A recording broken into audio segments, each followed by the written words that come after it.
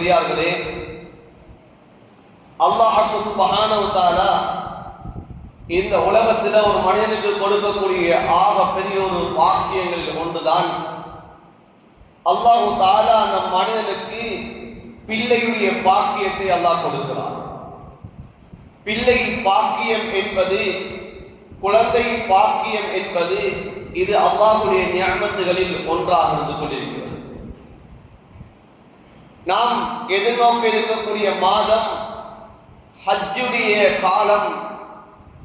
இது துல்ஹிஜ்ஜா, துல்கஅதா, இந்த மாதங்கள் எல்லாம் ஒரு குழந்தை, ஒரு குடும்பத்துடைய வரலாறுகள் பேசப்படக்கூடிய ஒரு மாதம். ஒரு குடும்பத்துடைய சரிதைகளை முன்வைத்து செய்யப்படக்கூடிய அமல்களுடைய மாதம். அது ஹஜ்ஜுடைய இபாதத்தாக இருக்கலாம், அந்த ஹஜ்ஜுடைய தவாஃபு, அந்த ஹஜ்ஜுடைய சஹீ, அந்த ஹஜ்ஜுடைய காலத்திலே செய்யப்படக்கூடிய குர்பானுடைய அமலாக இருக்கலாம். அந்த ஒவ்வொன்றும் ஒரு குடும்பத்தை நினைவு கூறி அந்த செயற்பாடுகள் செய்யப்பட்டு கொண்டிருக்கிறது. அந்த குடும்பம் அல்லாஹ்விடத்திலே பொருந்திக் கொள்ளப்பட்ட குடும்பமாக, அந்த தாய் தகப்பனும் அல்லாஹ்வால் விரும்பப்பட்ட நேசர்களாக, நபியாக, அந்த பிள்ளை அல்லாஹ் தஆலா தெரிவு செய்யப்பட்ட ஒரு நபியாக அல்லாஹ் ஆக்கினார். அன்பார்ந்தவர்களே, சகோதரர்களே, பெரியார்களே, பல வருடங்கள் தவிப்பில் இருந்து அந்த பிள்ளையை பெற்றெடுத்தார்கள் ஹஜ்ரத் இப்ராஹிம் அலைஹிஸ்ஸலாம். அந்த பிள்ளையை அவர்கள் எப்படி வளர்த்தார்கள், அந்த பிள்ளை தாய் தகப்பனுக்கு எவ்வாறு கட்டுப்பட்டது, அந்த பிள்ளை அல்லாஹ்வுடைய கடமைக்கு எவ்வாறு கட்டளைக்கு முக்கியத்துவம் கொடுத்தது என்பதையெல்லாம் நாம் அடிக்கடி இந்த மாதங்களிலே நம்முடைய காதுகளிலே நாம் கேட்டுக்கொண்டிருப்போம். அடிக்கடி இது பிரஸ்தாபம் செய்யப்பட்டு கொண்டே இருக்கும். குழந்தை பாக்கியம் என்பது இது ஆக பெரிய அல்லாஹ்வுடைய பாக்கியம். அல்லாஹ் ஒரு மனிதனுக்கு கொடுக்கக்கூடிய ஒரு நியமத்தாக இருந்து கொண்டிருக்கிறது. அதிலே அல்லாஹ் யாருக்கு அல்லாஹ் ஆண் பிள்ளையை கொடுக்க வேண்டும் என்பார் விரும்புகிறானோ அவர்களுக்கு ஆண் பிள்ளை அல்லாஹ் கொடுக்கிறான். யாருக்கு பெண் பிள்ளையை கொடுக்க வேண்டும் என்பார் விரும்புகிறானோ யஹபுலிமை யஷா இனாசா, அவர்களுக்கு அல்லாஹ் பெண் பிள்ளையை கொடுக்கிறான். இன்னும் தான் விரும்பியவர்களுக்கு இரண்டையும் சேர்த்து கொடுக்கிறான். இன்னும் சிலரை அல்லாஹ் மலடிகளாக, பிள்ளை பாக்கியம் அற்றவர்களாக அல்லாஹ் ஆக்கிவிடுகிறான் என்பதை குர்ஆன் தெளிவாக பேசுகிறது. எனவே உலகத்திலே ஆண் பெண் இரண்டு பேரையும் அல்லாஹ் ஜோடிகளாக படைத்திருக்கிறான். அந்த ஜோடிகள் மூலமாக இந்த உலகத்திலே அல்லாஹ் சந்ததிகளை பெருக்குகிறான், குழந்தை பாக்கியங்களை கொடுக்கிறான். அந்த குழந்தைகளில் ஆண் குழந்தைகளும் இருக்கிறார்கள், பெண் குழந்தைகளும் இருக்கிறார்கள்.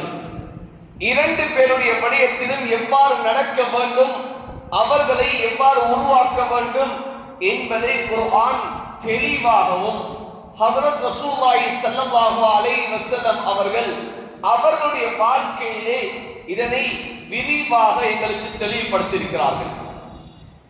அன்பார்ந்தவர்களே, சகோதரர்களே, அதில் நாம் இன்று பார்க்க வேண்டிய ஒரு விடயம்தான் குர்ஆன் பெண்களை பற்றி தனியாக பேசுகிறது.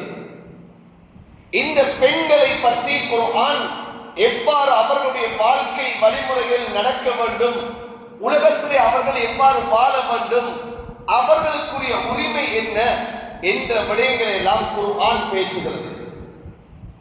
குர்ஆன் இந்த பெண்கள் உலகத்திலே அவர்கள் வாழக்கூடிய கட்டத்திலே அவர்கள் எப்படியான வாழ்க்கையை வாழ்ந்தால் அவர்கள் மறுமையிலே அவர்கள் வெற்றியாளர்களாக மாறுவார்கள், சொர்க்கவாதிகளாக மாறுவார்கள் என்பதை குர்ஆன் ஒவ்வொரு கட்டமாக அது எடுத்துரைத்துக் கொண்டிருக்கிறது.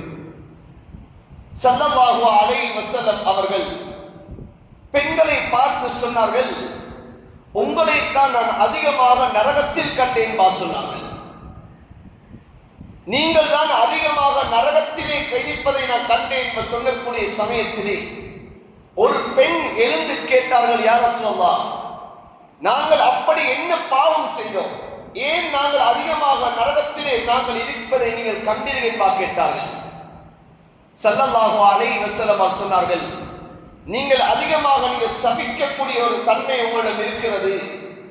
நீங்கள் கணவன்மார்கள் உங்களுக்கு செய்யக்கூடிய உபகாரங்களை எல்லாம் நீங்கள் மறுக்கக்கூடியவர்களாக நீங்கள் இருக்கிறீர்கள். அதுதான் உங்களை அதிகமாக நரகத்தில் கொண்டு சேர்க்கிறேன் என்பா சொல்லி காட்டினார்கள். ஸல்லல்லாஹு அலைஹி வஸல்லம் அவர்களுடைய காலத்திலே ஹஜ்ரத் ஆயிஷா ரலியல்லாஹு தஆலா அன்ஹா அவர்களிடத்திலே ஒரு பெண்மணி ஹதியா கேட்டு வருகிறார்கள்.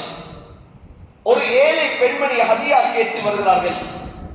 அந்த பெண்மணியுடைய கையிலே 2 பெண் குழந்தைகள் இருக்கிறார்கள். ஹஜ்ரத் ஆயிஷா ரலியல்லாஹு தஆலா அன்ஹா அவர்கள் 3 ஈத்தம் பழங்களை கொடுத்தார்கள். அந்த பெண்மணி ஒவ்வொரு ஈத்தம் பழங்களையும் ஒவ்வொரு பிள்ளைக்குமாக கொடுத்துவிட்டு ஒரு ஈத்தம் பழத்தை தன்னுடைய கையிலே வைத்துக் கொண்டிருந்தார்கள். பிள்ளையை பார்க்கிறார்கள். பார்த்துவிட்டு அந்த ஒரு ஈத்தம் பழத்தையும் 2ஆக கிழித்து 2 பிள்ளைக்கும் அந்த தாய் கொடுக்கிறார்கள். ஆச்சரியமாக ஹஜ்ரத் ஆயிஷா ரலியல்லாஹு தஆலா அன்ஹா அவர்களுக்கு இருந்தது. ஹஜ்ரத் ஆயிஷா ரலியல்லாஹு தஆலா அன்ஹா அவர்கள் ஹஜ்ரத் ரசூலுல்லாஹ் தன்னுடைய கணவர் வந்தவுடன் ஸல்லல்லாஹு அலைஹி வஸல்லம் அவர்களிடம் நடந்த சம்பவத்தை, ஆச்சரியத்தை சொல்லி காட்டினார்கள். ஸல்லல்லாஹு அலைஹி வஸல்லம் சொன்னார்கள், அந்த பிள்ளைகள் மூலமாக அந்த தாய் நரகத்தை விட்டு அவள் பாதுகாக்கப்படுவாள். அந்த பிள்ளைகள் அந்த தாயை அந்த நரகத்தை விட்டும் காக்கக்கூடிய பிள்ளைகளாக மாறும் என்ற விடயத்தை ஸல்லல்லாஹு அலைஹி வஸல்லம் அவர்கள் சொல்லி காட்டினார்கள். புகாரி முஸ்லிமிலே வரக்கூடிய ஹதீஸ், ஸல்லல்லாஹு அலைஹி வஸல்லம் அவர்கள் சொன்னார்கள், மனுபுதுலி அன்னல் பனாதி பிஷைஇன் ஃபஹ்ஸன இலைஹின்ன குன்ன லஹு சித்ரம் மினன் நார். ஸல்லல்லாஹு அலைஹி வஸல்லம் அவர்கள் சொல்லி காட்டினார்கள், யாருக்கு அல்லாஹ் பெண் குழந்தைகளை கொடுத்து அந்த பெண் குழந்தைகளை நல்ல முறையில் அவர்கள் வளர்ப்பார்கள் என்று சொன்னால், அந்த பிள்ளைகளுக்கு ஒழுங்கான ஒழுக்கங்களை கற்றுக் கொடுத்து தீனை கற்றுக் கொடுத்து நல்லவர்களாக சீதேவிகளாக யார் வளர்ப்பார்களோ அவர்களுக்கு அந்த பிள்ளைகளே நரகத்துடைய திரையாக மாறிவிடும் என்பார் சொல்லி காட்டினார். நரகத்துடைய திரையாக அந்த பிள்ளைகள் மூலமாக அந்த தாய் தகப்பன் அந்த பிள்ளைகள் மூலமாக தன்னை நரகத்தை விட்டும் அவர்கள் காத்துக் கொள்வார்கள் என்பார் சொல்லி காட்டினார். அன்பார்ந்தவர்களே, சகோதரர்களே, ஸல்லல்லாஹு அலைஹி வஸல்லம் அவர்கள் இன்னும் ஒரு ஹதீஸ் சொல்லி காட்டினார்கள், மன் ஆல ஜாரியத்தைனி ஹத்தா தப்லுகா, யார் 2 பெண் குழந்தைகளை அவர்கள் பருவ வயதை அடையும் வரைக்கும் அந்த பிள்ளைகளை ஒழுங்கான பக்குவத்தோடு அந்த பிள்ளைகளுக்கு நல்ல ஒழுக்கங்களை கொடுத்து யார் அந்த பிள்ளைகளை பராமரிப்பார்களோ, அந்த பிள்ளைகளை யார் வளர்ப்பார்களோ, ஜாஅ யௌமல் கியாமத்தி அன வ ஹுவ வலம்ம இஸ்பா. ஹஜ்ரத் ரசூலுல்லாஹி ஸல்லல்லாஹு அலைஹி சொன்னார்கள், நானும் அவரும் கியாமத்திலே எப்படி இருப்போம் என்று சொன்னால், தன்னுடைய 2 விரல்களை நபி அவர்கள் ஒட்டி காட்டினார்கள். நாம் 2 பேரும் இப்படி ஒட்டியவர்களாக ஒன்றாக இருப்போம் என்பார் ஸல்லல்லாஹு அலைஹி வஸல்லம் அவர் சொல்லி காட்டினார்கள். எனவே குர்ஆன் ஹதீஸ் எவ்வாறு இந்த பிள்ளைகளுடைய விடயத்தை சொல்லுகிறதோ, அதிலே ஆண் பிள்ளை எவ்வாறு வளர்க்க வேண்டும், பெண் பிள்ளை எவ்வாறு வளர்க்க வேண்டும் என்பதையும் குர்ஆன் ஹதீஸ் தெளிவாக சொல்லி காட்டுகிறது. குர்ஆன் சொல்லுகிறது, லைஸ தக்கரு கல் உன்சா, ஆண்கள் பெண்களை போல இல்லை என்பதாக சொல்லி காட்டுகிறது. ஏன்? பெண்களுக்கென்று சில விடயங்கள் இருக்கிறது, அவர்களுக்கு தனித்துவமான சில செயற்பாடுகள் இருக்கிறது, அவர்களை போல் நீங்கள் இல்லை என்பதாக குர்ஆன் சொல்லுகிறது. ஆணும் பெண்ணும் சமமாக முடியாது. அதனால்தான் ஸல்லல்லாஹு அலைஹி வஸல்லம் அவர்கள் ஒரு விடயத்தை சபித்து காட்டினார்கள். சொன்னார்கள் ஸல்லல்லாஹு அலைஹி வஸல்லம், எந்த ஆண் பெண்ணுக்கு ஒப்பாகுவார்களோ அவர்களுக்கு அல்லாஹ்வுடைய சாபம் உண்டாகட்டும் என்று சொல்லி காட்டினார்கள். எந்த பெண் ஆணுக்கு ஒப்பாகுவாளோ அந்த பெண்ணுக்கு அல்லாஹ்வுடைய சாபம் உண்டாகட்டும் என்பதாக ஸல்லல்லாஹு அலைஹி வஸல்லம் அவர்கள் சபித்தார்கள். எனவே ஆண்கள் பெண்களாக ஆக முடியாது, பெண்கள் ஆண்களாக முடியாது. ஒரு ஆணுடைய பொறுப்பை ஒரு பெண் நிர்வகிக்க முடியாது. பெண்ணை போன்று தான் ஆண் மாற முடியாது. இது குர்ஆன் ஹதீஸ் தெளிவுபடுத்துகிறது. எனவே குர்ஆன் பெண்களுடைய விடயத்தில் மிகவும் கவனம் செலுத்தியிருக்கிறது. அந்த பெண்ணுடைய ஒழுக்கம், அந்த பெண் உலகத்தில் எப்படி வாழ வேண்டும் என்பதையெல்லாம் குர்ஆன் சொல்லுகிறது. அதில் ஒன்றுதான் அந்த பெண்களிடத்திலே இருக்க வேண்டிய ஆகப்பெரிய சிறந்த தன்மை தான் வெட்கம் என்று சொல்லக்கூடிய தன்மை அந்த பெண்களிடம் இருக்க வேண்டும் என்பதை குர்ஆன் சொல்லி காட்டுகிறது. ஹஜ்ரத் ஷுஐப் அலைஹிஸ்ஸலாம் அவர்களுக்குடைய 2 பிள்ளைகள் இருந்தார்கள். அந்த 2 பிள்ளைகளுடைய வரலாறை குர்ஆன் தெளிவுபடுத்தி ஒரு பெண்ணிடம் வெட்கம் என்ற ஒன்று அது இருக்க வேண்டும்.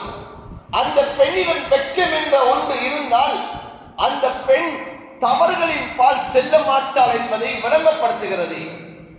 ஒரு ஆணுடன் அந்த பெண் இவ்வாறு வெட்கத்தோடு நடக்க வேண்டும் என்பதையும் சொல்லுகிறது.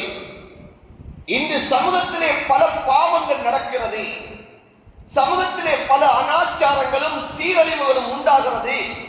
அதற்கான அடிப்படையில் ஒன்றுதான் வெட்கம் என்பது சமூகத்திலே குறைந்து காணப்படுகிறது.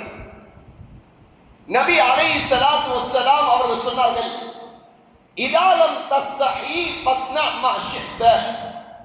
வெட்கம் இல்லை என்று சொன்னால் நீங்க உலகத்திலே விரும்பிய பிரகாரம் நீங்க செய்யலாம் என்று சொல்லி காட்டினார்கள். மனிதனிடம் வெட்கம் என்பது குறைந்ததுமாக இருந்தால் அது ஆணிடமும் தான் பெண்ணிடமும் தான். வெட்கம் என்பது குறைந்ததுமாக இருந்தால் அந்த மனிதன் பாவத்தின் பால் சர்வ சாதாரணமாக சென்று விடுவான். குர்ஆன் ஷுஐப் அலைஹிஸ்ஸலாம் அவர்களுடைய பிள்ளையுடைய விடயத்திலே எவ்வாறு சொல்கிறது, ஃபஜாஅத்து இஹ்தாஹுமா தம்சி அலை இஸ்திஹ்யா.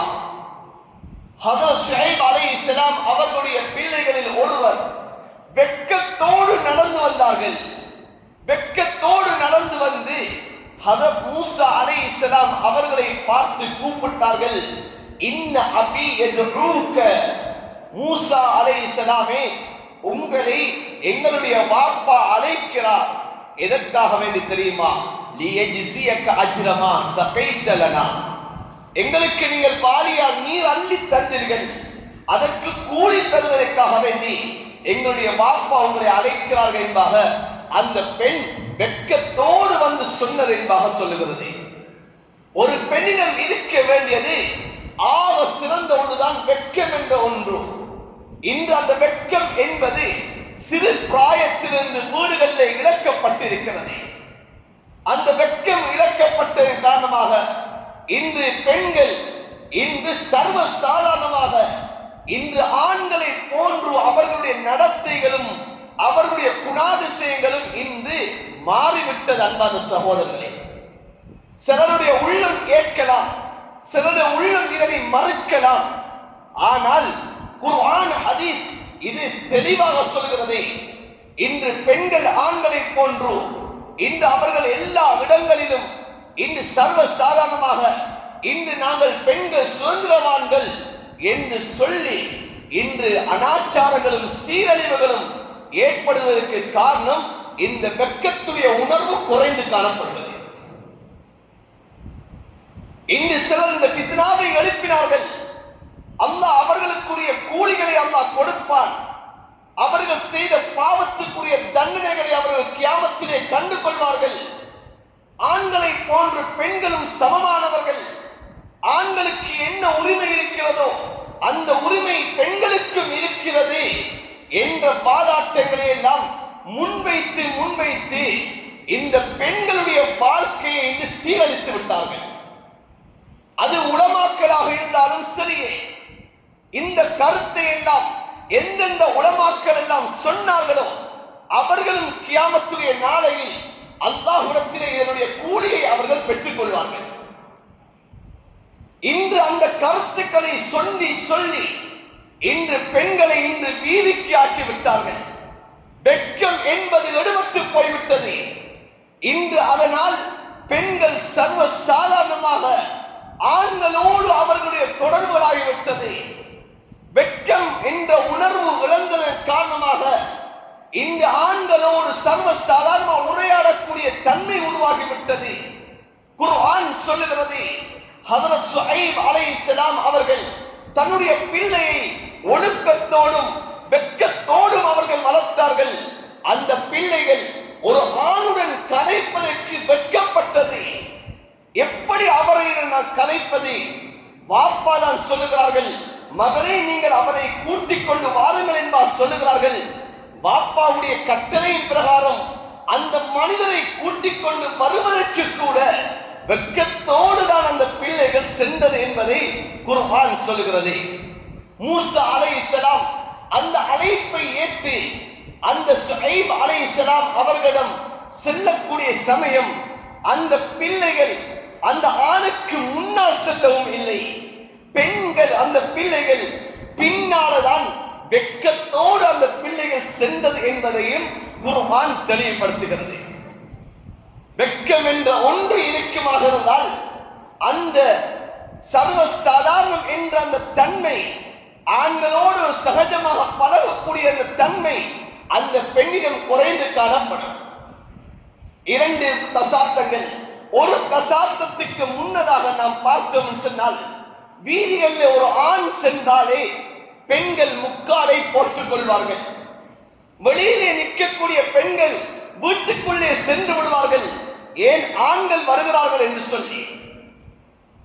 இன்னும் சொல்ல போனால், தன்னுடைய மகளை திருமணம் முடித்த மருமகன் அந்த மாமிக்கு மகனை போன்று, ஆனால் அந்த மகளுடைய அந்த தாய் தன்னுடைய மருமகனை கண்டால் கூட ஒளிந்து அந்த தாய் அந்த மருமகனுக்கு முன்னால் வராமல் தான் ஒரு குமரியை போன்று இருக்கக்கூடிய காலம் ஒன்று இருந்தது. இப்போவும் இல்லா மாஷா அல்லாஹ் சில பெண்கள் அப்படியே தான் இருக்கிறார்கள்.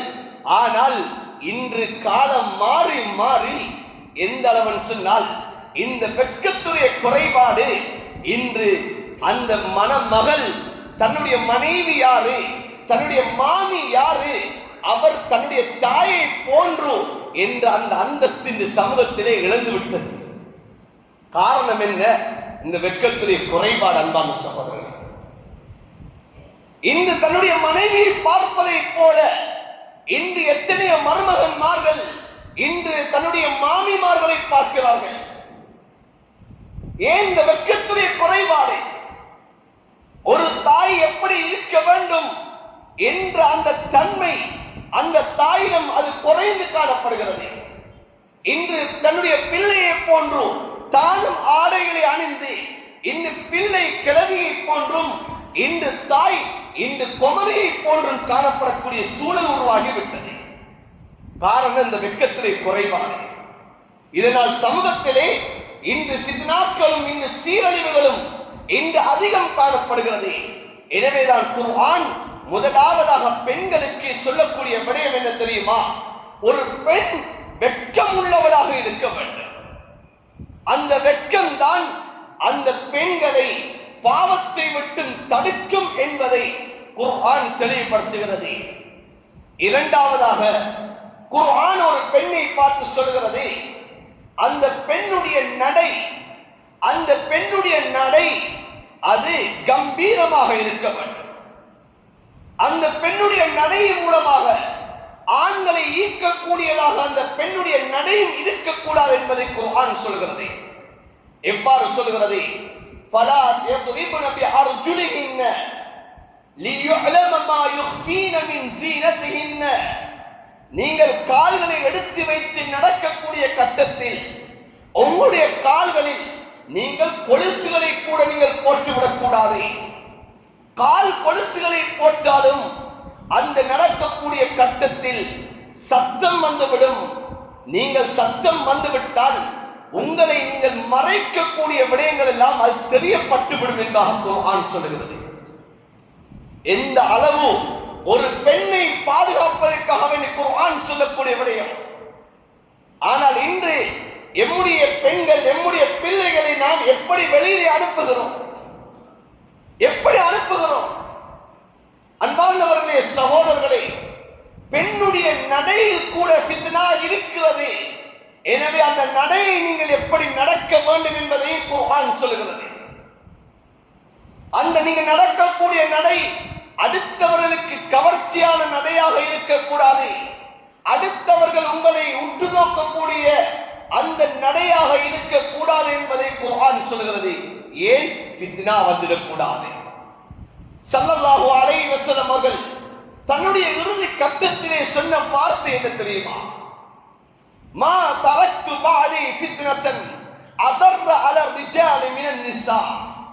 ஸல்லல்லாஹு அலைஹி வஸல்லம் அவர்கள் சொன்னார்கள், என்னுடைய மௌத்துக்கு பிறகு இந்த சமூகத்திலே பெரிய ஃபித்னாவாக, ஆண்களுக்கு மிகவும் தீங்கிழைக்கக்கூடிய ஒரு ஃபித்னாவாக பெண்களை தவிர நான் எந்த ஒன்றையும் விடவில்லை என்பார் சொல்லி காட்டினார்கள்.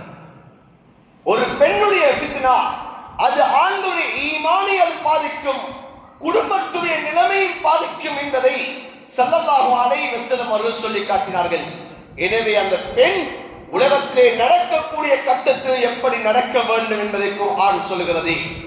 அது மாத்திரமா, ஒரு பெண் அவசியம் ஏற்படுகிறது, ஒரு ஆணோடு கலைக்க வேண்டி ஏற்படுகிறது என்று சொன்னால் அந்த ஆணோடு அந்த பெண் எவ்வாறு கதைக்க வேண்டும்? நளினமாக கதைக்க முடியாது. தான் பழமையாக தாய் தகப்பனுடன் தன்னுடைய கணவனுடன் கதைக்கக்கூடிய அதே பாணியில் அதே தொனியில் அவர்கள் கதைக்க முடியாது. குர்ஆன் சொல்கிறது, ஃபலா தஹ்லஅன பில் கௌல், நீங்க பழமையா பேசுற மாதிரி பேசாதீங்க. ஏன்? ஃபயத்மா அல்லதி ஃபீ கல்பிஹி மரத், நீங்கள் யாரோடு பேசுகிறீர்களோ அவர்களுடைய உள்ளத்திலே நோய் ஏற்பட்டுவிடும், அவர்களுடைய உள்ளத்திலே உங்களை பற்றிய அந்த கவர்ச்சி ஏற்பட்டுவிடும், ஃபித்னா உருவாகிவிடும். எனவே நீங்கள் அவர்களோடு பேசக்கூடிய கட்டத்தில் நீங்கள் கம்பீரமாக பேச வேண்டும்.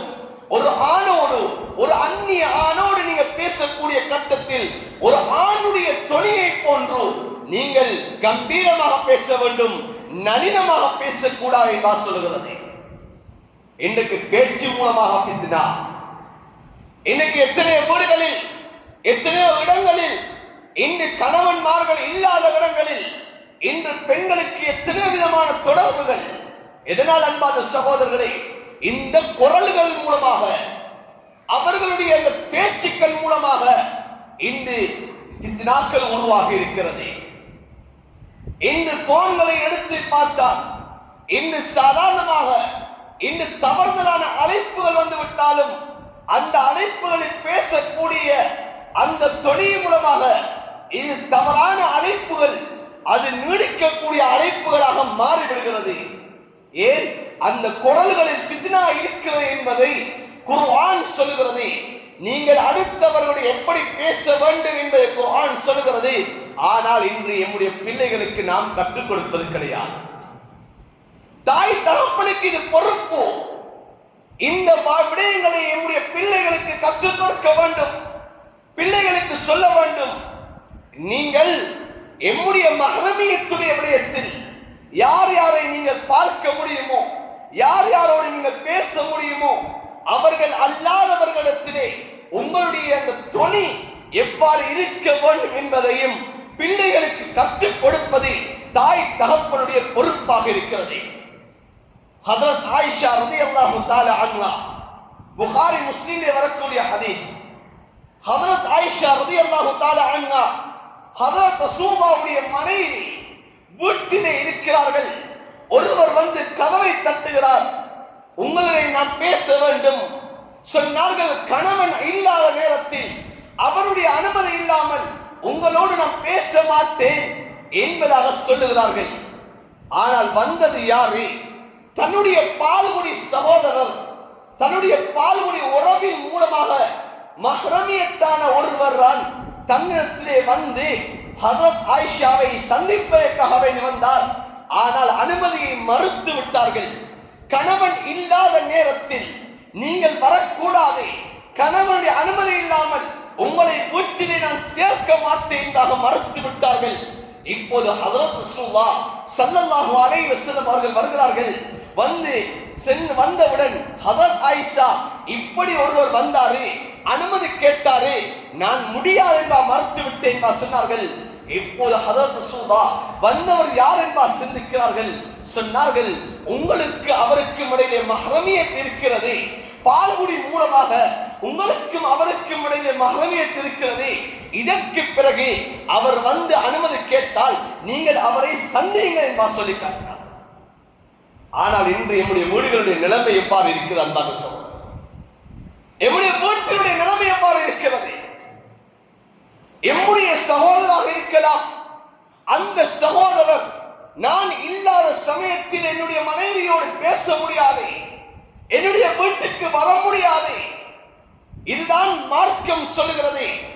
ஆனால் இன்று சகோதரர் இல்லாத வீட்டிலே இன்று அடுத்த சகோதரர் சகோதரருடைய மனைவியோடு சகஜமாக அவர்கள் கதைத்துக் கொண்டிருக்கிறார்கள். ஹதீஸ் எவ்வாறு சொல்லுகிறது?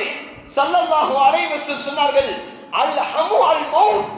ஸல்லல்லாஹு அலைஹி வஸல்லம் சொன்னார்கள், இந்த மச்சினிச்சிமார்களோடு உறவு வைப்பது என்பது மௌத்துக்கு சமன் என்பார் ஸல்லல்லாஹு அலைஹி வஸல்லம் அவர்கள் எச்சரித்து காட்டினார்கள். ஆனா இந்த சமூகத்தில் எவ்வாறு இருக்கிறது என்றால், இன்றைக்கு மைனிமார்களே மச்சினிச்சிமார்களை இன்று மச்சான்மார்கள் ஏற்றிக்கொண்டு திரியக்கூடிய அமைப்பு இன்று உருவாகிவிட்டது. இன்று வெட்கத்திலே குறைபாடு. இன்று நாம் அந்த பிள்ளைகளுக்கு நாம் சொல்லி பழக்காத காரணம், ஆண்களுக்கும் சொல்ல வேண்டும், பெண்களுக்கும் சொல்லி வளர்க்க வேண்டும். அந்த வளர்ப்பினுடைய குறைபாடு இந்த சமூகத்திலே இந்த பாவம், இது பாவமே அல்லாதே போன்று நடந்து கொண்டிருக்கிறது. இதை பற்றி பேசினால் இன்று கொஞ்சம் பேருக்கு ஜீரணிக்காது, கொஞ்சம் பேர உள்ளம் ஏற்காது. மனதுக்குள்ளால் நாம் இன்று என்னை பற்றி ஏசிக் கொண்டிருப்பீர்கள். காரணம் என்னன்னு சொன்னால், இந்த சமூகத்திலே இந்த பாவம் பாவமே இல்லாதே போன்று இன்று மாறிவிட்டது, சர்வசாரமாகிவிட்டது. மாமனார் சொல்வது, கொஞ்சம் மைனிய கொஞ்சம் முன்னுக்கு தியேட்டர்ல ஏற்றிக்கொண்டு விட்டுட்டு வாங்கலே என்று சொல்றது, மச்சான் ஏற்றிக்கொண்டு போறது மாறது. ஹதீஸ் எவ்வாறு சொல்லுகிறது அன்பான சகோதரர்களே? மௌத்துக்கு சமம் என்பார் சொல்லுகிறது. மௌத்துக்கு சமம்.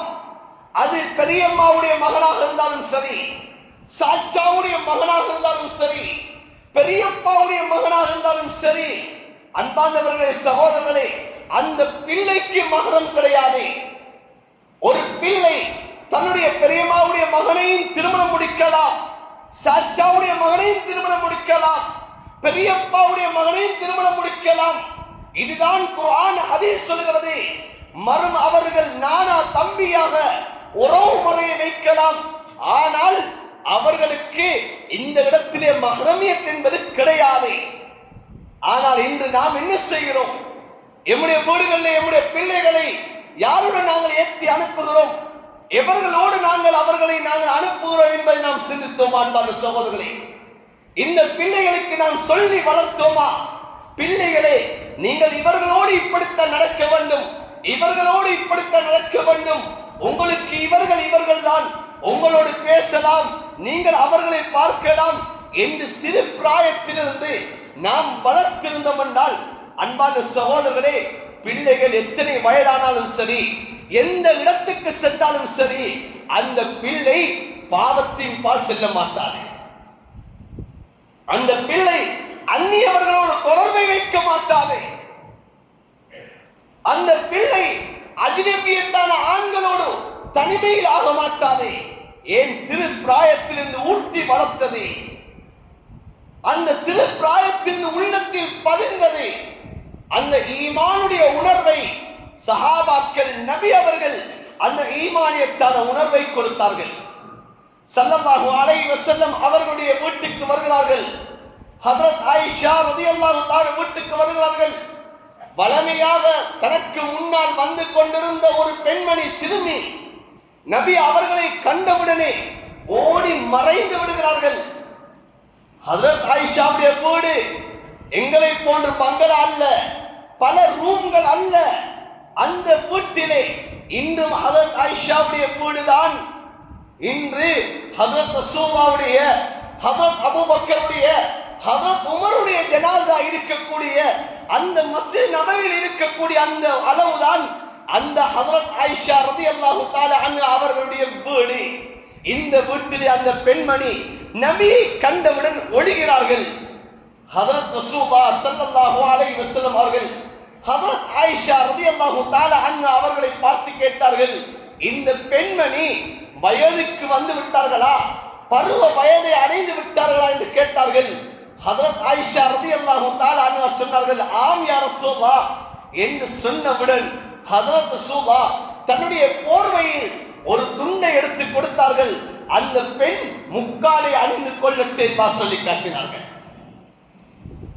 அன்பான சகோதரர்களே, பெரியார்களே, ஆனால் இன்று அந்த பெண் பருவ வயது அடைந்து விட்டால் ஒரு காலம் வீட்டை விட்டு பெண்கள் வெளியே வர மாட்டார்கள். பாப்பா என்றாலும் பெண்ணுக்கு ஒரு வெட்கம் வரும். தன்னுடைய சகோதரனிடத்தில் கூட முன்வர மாட்டார்கள். ஏன்? இப்போது புதிதாக எனக்கு ஏதோ ஏற்பட்டு விட்டது என்ற ஒரு தயக்கம், அந்த பெண்கள் முன்வர மாட்டார்கள்.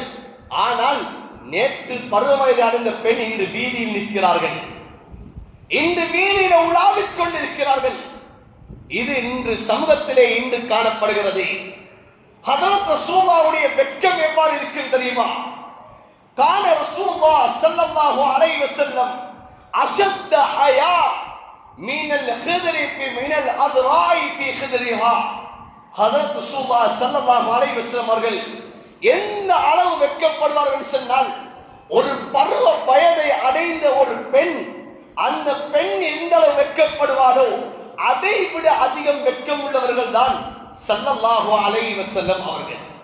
ஆனால் இன்று சமூகத்திலே நிலைமை எவ்வாறு இருக்கிற அன்பான சகோதரர்களே, நாம் இதனை நம்முடைய பிள்ளைகளுக்கு, நம்முடைய பெண் பிள்ளைகளுக்கு நாம் சொல்லி வளர்த்தோம் என்றால் சமூகத்திலே இந்த ஃபித்னாக்கள் ஏற்பட மாட்டாது.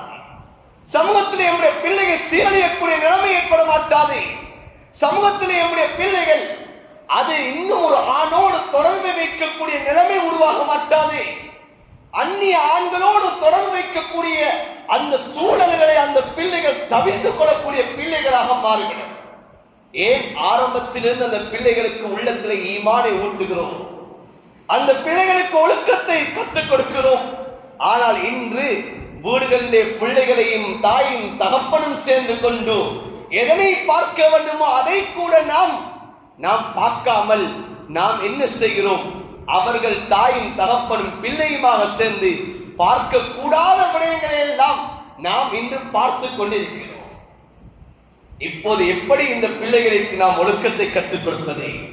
இந்த பிள்ளைகளுக்கு மஹரமியத்தை எப்படி கற்றுக் கொடுப்பது? தகப்பன் தாய் சொல்ல வேண்டும். அது டிவியில் போகக்கூடியதாக இருக்கலாம், எம்முடைய கையெழுத்த தொலைபேசியில் வரக்கூடிய படங்களாக இருக்கலாம், அது காணொளிகளாக இருக்கலாம். தாயின் தகப்பன் சொல்ல வேண்டும், இவர்களை பார்ப்பதற்கு உங்களுக்கு அனுமதி கிடையாது. குர்ஆன் உங்களை பார்த்து சொல்லுகிறது, மகனே குல்லில் முஃமினீன யகுல்லூ மின் அப்சாரிஹிம் வ யஹ்ஃபது ஃபுரூஜஹும் என்பதாக ஆண்களை பார்த்து குர்ஆன் சொல்லுகிறது, அந்நிய பெண்களை கண்டால் பார்வையை காத்துக் கொள்ளுங்கள். மகளே உங்களை பார்த்து குர்ஆன் சொல்லுகிறது, குல்லில் முஃமினா யகுல்லுன மின் அப்சாரிஹின்ன வ யஹ்ஃபல்ன ஃபுரூஜஹுன்ன. முஃமினான பெண்களே அந்நியவர்களை கண்டால் உங்களுடைய பார்வையை நீங்கள் தாழ்த்திக் கொள்ளுங்கள், உங்களுடைய அகங்களை நீங்கள் பாதுகாத்துக் கொள்ளுங்கள் என்பார் குர்ஆன் சொல்கிறது. எனவே நாம் அந்நியவர்களோடு இப்படித்தான் நடக்க வேண்டும், அஜ்னபியத்தானவர்கள் இப்படித்தான் நடக்க வேண்டும், எம்மளோடு மகரம் இல்லாதவர்களை நாம் பார்த்து விடக்கூடாது மகளே என்பதாக நாம் சிறிய பிராயத்திலிருந்து வளர்த்திருந்தோம் என்றால், அன்பார்ந்தவர்களே, எம்முடைய பிள்ளை டியூஷனுக்கு போகலாம், காலேஜுக்கு போகலாம், யூனிவர்சிட்டிக்கு போகலாம், பாடசாலைக்கு போகலாம், எம்முடைய பிள்ளை அஜ்னபியத்தானவர்களோடு தொடர்பு வைக்க மாட்டாது. அந்த பிள்ளை அந்நியவர்களோடு சர்வ சாதாரணமாக பழக மாட்டாது. ஏன்? சிறு வயதிலிருந்து பழக்கியது. ஆனால் இந்த நிலைமை மாறுவதற்கான காரணம் தாயும் தகப்பனும். அன்பாக சகோதரர், இதனை சொல்லாமல் வளர்த்தது ஏன்? அதற்கு நாம் நேரம் கொடுக்கவில்லை, இதனை நாம் கற்றுக்கொள்ளவில்லை. இது இப்போதுதான் சிலருக்கு இதுதான் புதிதாக இருக்கலாம், பேசக்கூடியது இப்போதுதான். எப்படி ஹஜ்ரத் ரசூலுல்லாஹ் வஃபாத்தானதற்கு பிறகு ஹஜ்ரத் உமர் ரலியல்லாஹு தஆலா அவர்கள் வாளை ஏந்தி கொண்டு யார் நபி மௌத்தாகி விட்டார் என்று சொல்கிறார்களோ அவர்களை கழுத்தை நான் துண்டிப்பேன் என்பதாக ஹஜ்ரத் உமர் வைராக்கியத்துடன் இருந்தார்கள். சொன்னார்கள், எப்படி மூசா அலைஹிஸ்ஸலாம் அல்லாஹ்வை தரிசிப்பதற்காக வேண்டி அல்லாஹ்வோடு உரையாடுவதற்காக வேண்டி தூர் சீனாவுக்கு போனார்களோ அவ்வாறுதான் ஹஜ்ரத் ரசூலா போயிருக்கிறார்கள், வருவார்கள் என்று சொன்னார்கள். ஹஜ்ரத் அபூபக்கர் ரலியல்லாஹு தஆலா அன்ஹு அவர்கள் இப்போது வந்து ஹஜ்ரத் ரசூலுல்லாஹ்வுடைய ஜனாஸாவை முத்தமிட்டு மிம்பரில் ஏறி சொன்னார்கள், மன் கான யஅபுதுல்லாஹ ஃபைன்னல்லாஹ லா யமூது வமன் கான யஅபுது முஹம்மதன் ஃபைன்ன முஹம்மதன் கத் மாத. யார் அல்லாஹ்வை வணங்கினார்களோ அந்த ரப்பு அல்லாஹ் அவன் நித்திய ஜீவனாக இருந்து கொண்டிருக்கிறான். யார் முஹம்மதை வணங்கினார்களோ ஸல்லல்லாஹு அலைஹி வஸல்லம் அவர்கள் மரணித்து விட்டார்கள் என்று எப்போது சொன்னார்களோ அதுக்கு பின்னால் இப்போது குர்ஆனுடைய ஆயத்தை ஓதினார்கள். நபியே, நீங்களும் ஒரு நாள் மௌத்தாக கூடியவர்கள் தான், நிச்சயமாக ஒவ்வொருத்தருக்கும் மரணம் இருக்கிறது என்ற குர்ஆனுடைய ஆயத்தை ஹஜ்ரத் அபூபக்கர் ரலியல்லாஹு தஆலா அவர்கள் மிம்பரிலிருந்து ஓத சமயத்திலே இப்போதுதான் இந்த குர்ஆனுடைய ஆயத்தை கேட்பதை போன்றிருக்கிறது என்பதாக அந்த சஹாபாக்கள் சொன்னார்களோ அதே போன்றுதான் அன்பார்ந்தவர்களே, சகோதரர்களே, சிலருக்கு சொல்லக்கூடிய விடயம் புதிதாக இருக்கலாம். இவ்வளவு காலமும் எங்களுக்கு அறியாத விடயங்களாக இருக்கலாம். ஆனால் நாம் இதனை படிக்காத குற்றம். அன்பான சகோதரர்களே, இதை நாம் தெளிவு பெறாதவருடைய குற்றம். இதனை எல்லாம் மிம்பரிலே அரை மணித்தியாலத்துக்குள்ளால் பேசி முடிக்க முடியாது. ஒரு பெண்களுடைய விடயத்தை பற்றி அரை மணி நேரம் 40 நிமிடத்திலே இனி பேசி முடிக்கக்கூடிய விடயம் அல்ல. இதனால் ஏற்படக்கூடிய விளைவுகள் என்ன என்பதை பற்றி நாம் அறிந்து கொள்ள வேண்டும். எனவேதான் குர்ஆன் ஹதீஸ் இவ்வாறு சொல்லி காட்டுகிறது. குர்ஆன் பெண்களை பார்த்து சொல்கிறது, அவர்களுடைய ஆடையுடைய விடயத்திலே குர்ஆன் சொல்கிறது, வலா யுபதீன ஸீனத்தஹுன்ன இல்லா மா ظهر மின்ஹா வல்யத்ரிபுன பிஹுமூரிஹின்ன. குர்ஆன் சொல்கிறது, உங்களுடைய ஆடை அலங்காரங்களை நீங்கள் வெளிப்படுத்த வேண்டாம் என்பா குர்ஆன் சொல்கிறது. மறைக்க வேண்டிய பகுதிகள் எல்லாம் மறைக்கப்பட வேண்டும் என்பதை குர்ஆன் சொல்லுகிறது. நீங்கள் முக்காடை அணிந்து கொள்ளுங்கள் என்பதாக குர்ஆன் சொல்லுகிறது. குர்ஆன் சொல்லுகிறது, வலா தபர்ரஜ்ன தபர்ருஜல் ஜாஹிலியத்தின் ஊலா. ஆரம்ப காலம் ஜாஹிலியத்திலே பெண்கள் தங்களை அவர்கள் திறந்த மேனியோடு அவர்கள் அலங்காரங்களை வெளிப்படுத்திக் கொண்டு அவர்கள் தன்னை காட்டிக்கொண்டு திரிந்த மாதிரி நீங்கள் திரிய வேண்டாம் என்பதாக குர்ஆன் சொல்லுகிறது. மறைத்தவளாகத்தான் பெண் திரிய வேண்டும். ஆடை அலங்காரங்களை காட்ட முடியாது. அன்பார்ந்தவர்களே, சகோதரர்களே, இன்று எம்முடைய பிள்ளைகளை நாம் எங்கெங்கெல்லாம் அனுப்புகிறோமோ எம்முடைய பிள்ளையுடைய ஆடைகள் எவ்வாறு இருக்கிறது, எப்படியான ஆடைகளை நாம் வாங்கி கொடுக்கிறோம். முஸ்லிம் ஷரீஃபிலே ஹதீஸ் பதிவு செய்யப்பட்டிருக்கிறது. ஹஜ்ரத் ஸல்லல்லாஹு அலைஹி வஸல்லம் சொல்லி காட்டினார்கள், சின்பானி மின் அஹ்லின் நார், 2 கூட்டம் நரகவாதிகள் என்று சொன்னார்கள். லம் அரகுமா, என்னுடைய காலத்திலே நான் இந்த 2 பேரை நான் பார்க்கவில்லை, என்னுடைய மௌத்துக்கு பிறகுதான் இவர்கள் தோன்றுவார்கள் என்று சொன்னார்கள். அதில் ஒரு கூட்டத்தை நபி அவர்கள் சொன்னார்கள், நிசாஉன் காசியாத்துன் ஆரியாத்துன் முமைலாத்துன் மாயிலா வரூசுன்ன கஸ்னிமத்தில் புக்தில் மாயிலா. ஸல்லல்லாஹு அலைஹி வஸல்லம் சொல்லி காட்டினார்கள், பெண்கள் ஆடை அணிந்திருப்பார்கள் ஆனால் நிர்வாணியை போல இருப்பார்கள் என்று. அடுத்தவர்களை தன்பால் கவர்வதற்காக வேண்டி, அடுத்தவர்களுக்கு தன்னை காட்டுவதற்காக வேண்டி நிர்வாணியை போல அவர்கள் ஆடைகளை அணிந்திருப்பார்கள் என்று சொல்லிட்டார். ஆடை அணிந்திருப்பார்கள், உடலுடைய பருமன் வெளியிலே தெரியக்கூடிய ஆடை. நாம் சொல்லுவோம், இதனை தைத்துட்டு போட்டார்களா அல்லது போட்டு தைத்தார்களா என்று சொல்லக்கூடிய ஆடையாக இருக்கும். இறுக்கமான ஆடைகள் அணிந்திருப்பார்கள் என்று சொன்னார்கள். அவர்களுடைய தலைகளுடைய ஜடைகள் அது ஒட்டகத்துடைய திமில்களை போல ஆடிக்கொண்டிருக்கும்.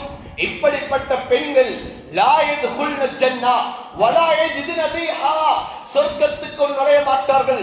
சொர்க்கத்துடைய வாசையை கூட அவர்கள் வாசனையை கூட நுகர மாட்டார்கள். ஃபைன் ரீஹா கத் ஜூஜது மின் மஸீரத்தின் கதா வ கதா, சொர்க்கத்துடைய வாடை இவ்வளவு தொலைதூரம் வீசுமா சொன்னார்கள். எவ்வளவு தொலைதூரம் தெரியுமா? இமாம் புகாரி ரஹ்மத்துல்லாஹி அலைஹி ஹதீஸை கொண்டு வருகிறார்கள். ஒரு மனிதன் 100 வருடம் அவன் பயணம் செய்தால் எவ்வளவு தொலைதூரம் பயணம் செய்வானோ அந்த அளவு தொலைதூரம் அந்த சொர்க்கத்திலே வாளை வீசி என்பதாக இமாம் புகாரி ஹதீஸை கொண்டு வந்திருக்கிறார். அன்பானவர்களே, சகோதரர்களே, எம்முடைய பெண்களுடைய ஆடை எவ்வாறு இருக்கிறது? இந்த சமூகத்திலே ஒழுக்க சீர்கேடுகள், அனாச்சாரங்கள் ஏற்படுவது, அடுத்தவர்கள் எம்முடைய பிள்ளைகளை பார்ப்பது எதன் காரணமாக? இந்த ஆடை காரணமாக, அவர்கள் அணிந்து போகக்கூடிய அந்த அணிகளின் காரணமாக. அதன் மூலமாகத்தான் இன்று கவரப்படுகிறார்கள், அதன் மூலமாகத்தான் அவர்கள் பார்க்கப்படுகிறார்கள். இது நான் சொல்லவில்லை, ஹதரத் ரசூலுல்லாஹ் சொல்லி காட்டினது. ஸல்லல்லாஹு அலைஹி வஸல்லம் அவர்கள் தெளிவாக சொல்லி காட்டினார்கள். ஐயுமா இம்ராத்தின் இஸ்தஅதரத் ஃபமர்ரத் பிகௌமின் ஃபயஜிதுன ரீஹா ஃபைன் ஃபைய கதா வகதா யானி அஸ்ஸாரியா. ஸல்லல்லாஹு அலைஹி வஸல்லம் சொன்னார்கள், எந்த பெண்மணி நறுமணத்தை பூசிக்கொண்டு அவள் பாதையால் செல்லுகிறாள், அவள் ஒரு இடத்தை அடைகிறாள் என்று சொல்லக்கூடிய சமயத்தில் அதனை அடுத்தவர்கள் அந்த பெண்ணுடைய வாசனை நுகர்ந்தால் சொன்னால் அந்த பெண்மணி விபச்சாரி என்பா சொல்லி காட்டினார்கள். இன்னைக்கு வீடுகள்ல இருந்து நாங்க தான் இன்றைக்கு வீட்டில் எங்க பெண்களுக்கு நறுமணங்களை வாங்கி கொடுக்கிறது. இன்னைக்கு குளோன்கள் செண்டுகளை நாங்க தான் வாங்கி கொடுக்கிறோம், பேபியங்களை நாங்க தான் வாங்கி கொடுக்கிறோம். பிள்ளை மனம் மணக்க போகணும் என்பதாக நாங்க சொல்லுகிறோம். ஆனா இதனால நாங்க என்ன செய்கிறோம்? பெத்து வளர்த்த பிள்ளைய நாங்க இன்னைக்கு விபச்சாரிகளை ஆக்கி கொண்டிருக்கிறோம். இன்னைக்கு இந்த பிள்ளைகளுக்கு நாங்க சொல்றோமா? பிள்ளை வாங்கி கேட்குது, சொல்லுது பிள்ளை, அந்த பிள்ளை இப்படியான பெர்ஃபியூம் பாவிக்குது, எனக்கு வாங்கி தாங்க வாப்பா என்று சொல்லக்கூடிய சமயத்துல எந்த வாப்பா நாங்க சொல்லி இருக்கிற மனசை தொட்டு கேட்கணும். அன்பார்ந்தவர்களே, சகோதரர்களே, பிள்ளை நான் உன்னை விபச்சாரி ஆக்க நான் விரும்ப இல்லை. ஸல்லல்லாஹு அலைஹி வஸல்லம் இதனால ஃபித்னா இருக்கு என்பா சொன்னாங்க. இதை நீங்க பாவிக்க கூடாது எடுத்து தாய் தகப்பன் சொல்லி இருக்கிறோம். அன்பார்ந்தவர்களே, சகோதரர்களே, இன்று நாம் பிள்ளைகளை எப்படி வளர்க்க வேண்டும்? குர்ஆன் பெண்களை பார்த்து சொல்லுது, வலா தன்கிகுல் முஷ்ரிகாத். ஆண்களை பார்த்து சொல்லுது, பெண்களை பார்த்து குர்ஆன் சொல்லுது, வலா தன்கிகுல் முஷ்ரிகீன். ஆண்களே, நீங்கள் முஷ்ரிக்கான ஆண்களை பெண்களை நீங்கள் திருமணம் முடிக்காதீர்கள். பெண்களை பார்த்து குர்ஆன் சொல்கிறது, பெண்களே நீங்கள் முஷ்ரிக்கான ஆண்களை நீங்கள் திருமணம் முடிக்காதீர்கள் என்பார் குர்ஆன் சொல்லுகிறது. ஆனா இன்றைக்கு எவ்வாறு சமூகத்தில் நடக்கிறது தெரியுமா? இன்றைக்கு மதம் மாறப்படுகிறது. இந்த இஸ்லாமிய ஆண்கள் இன்று மாற்று மதத்துக்கு போகிறார்கள். இன்று இஸ்லாமிய பெண்கள் இன்று மாற்று மதத்தோடு இங்கு சேர்கிறார்கள். அன்பார்ந்தவர்களை, நாளுக்கு நாள் இன்று பத்திரிகையை பார்க்கக்கூடிய சமயத்திலே கண்ணீர் சிந்தக்கூடிய அமைப்பு உருவாகிறது. இன்று ஏன் காரணம்? அன்பான சகோதரர்களே, இந்த பிள்ளைகளை நான் எப்படி வளர்க்க வேண்டுமோ அந்த ரீதியில் நாம் வளர்க்காததான் காரணம். அவர்களுக்கு எதனை சொல்லிக் கொடுக்க வேண்டுமோ அதனை சொல்லிக் கொடுக்காமல் வளர்த்ததுதான் காரணம். இன்று சமூகத்திலே இவ்வாறான அனாச்சாரங்கள், சீரழிவுகள் இன்று சமூகத்திலே பரவிக்கொண்டு செல்கிறது. எனவே அன்பார்ந்தவர்களே, சகோதரர்களே, பெற்றோர்களே, வெளியிலே கேட்டுக் கொண்டிருக்கக்கூடிய தாய்மார்களே, எம்முடைய பிள்ளைகளை நான் எப்படி வளர்க்க வேண்டும்? ஸல்லல்லாஹு அலைஹி வஸல்லம் அவர்கள் எப்படி வளர்த்தார்கள்? அந்த சஹாபாக்கள், உத்தம சஹாபாக்கள் அந்த பிள்ளைகளை எப்படி வளர்த்தார்கள் என்பதை படிக்க வேண்டும். இதை சொன்னால் கொஞ்சம் பேரு உள்ளத்துல வாரண தெரியுமா? அது ஒட்டகத்துடைய காலம். இது இப்ப மிலேனியத்துடைய காலம், நவீனத்துடைய காலம். இந்த காலத்திலே அந்த காலத்தை ஒப்பிட்டு எப்படி அதெல்லாம் பேசுறேன்பாக இப்பவே கொஞ்சம் பேரு உள்ளத்துல அந்த எண்ணம் வந்துடும். ஏன்? அது ஒட்டகத்துடைய காலம், அது நவீனம் இல்லாத காலம். வீட்டுக்குள்ள பூட்டி பூட்டி வளர்த்தாங்க, சொல்லி சொல்லி வளர்த்தாங்க. ஆனா இப்பதான் டெக்னாலஜி வளர்ந்த காலம், மிலேனியம் வளர்ந்த காலம். இப்பெல்லாம் இப்படியெல்லாம் போற செல்றதுக்கு, இப்படியெல்லாம் வளர்க்கறதுக்கு ஏலா என்று நாங்க எங்களுக்கு ஊட்டப்படுகின்ற அந்த சிந்தனைகள், அன்பான சகோதரர்களே, அந்த சிந்தனைகள் மூலமாகத்தான் இன்று எம்முடைய பிள்ளைகளை நாங்க பறிகொடுத்துக் கொண்டிருக்கிறோம். இந்த சிந்தனைகளை உள்ள வாங்கி வாங்கித்தான் இன்று நாங்க மார்க்கத்தை விட்டு ஒதுக்கி கொண்டிருக்கிறோம். இந்த மார்க்கத்தை விட்டு நாங்க தூரமாய் கொண்டிருக்கிறோம். இதனாலதான் எங்க பிள்ளைகளுடைய வாழ்க்கை, ஆண் பிள்ளையுடைய வாழ்க்கை, பெண் பிள்ளையுடைய வாழ்க்கை இன்னைக்கு அது சமூகத்தில் இன்றைக்கு நாங்க கண்ணீர் வடிக்கக்கூடிய அமைப்பு இன்றைக்கு உருவாகி இருக்கிறது. ஏன்னா குர்ஆன் என்பது, ஹதீஸ் என்பது காலத்துக்கு காலம் மாறுறது ஒன்று அல்ல. இன்னைக்கு சில உலமாக்கள் மாத்தலாம், தற்காலத்துக்கு ஏற்ற மாதிரி குர்ஆனை ஹதீஸை வச்சு வளைக்கலாம். ஆனா வளையக்கூடிய ஒன்று அல்ல.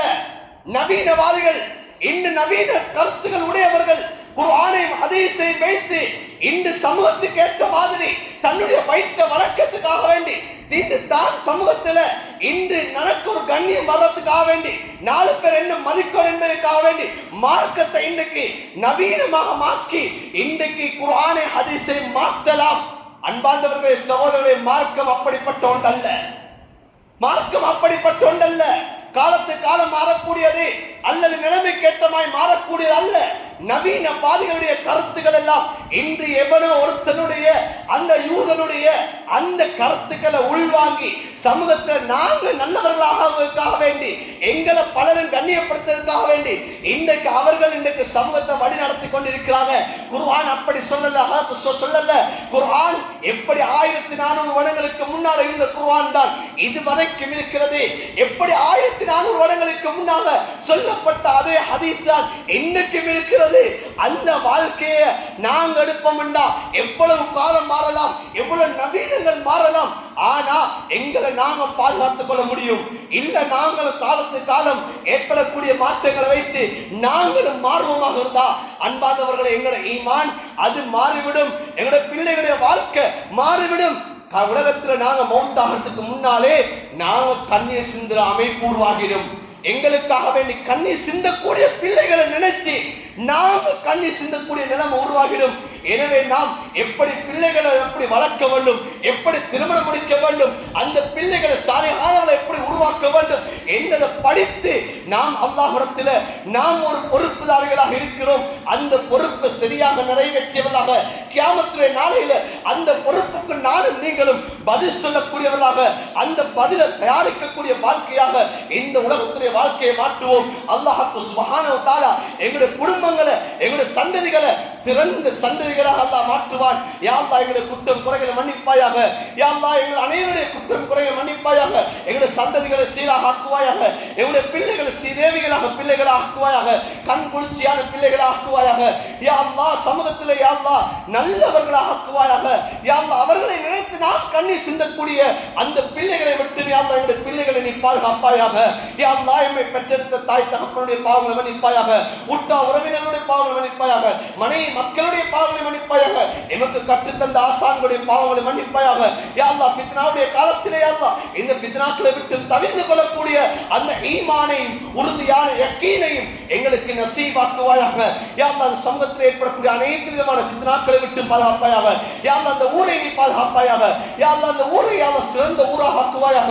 யா அல்லாஹ் இங்கே வாழக்கூடிய அனைவரையும் யா அல்லாஹ் சிறந்தவர்களாக ஆக்குவாயாக. ஆண்கள் பெண்கள் அனைவரையும் சிறந்தவர்களாக ஆக்குவாயாக.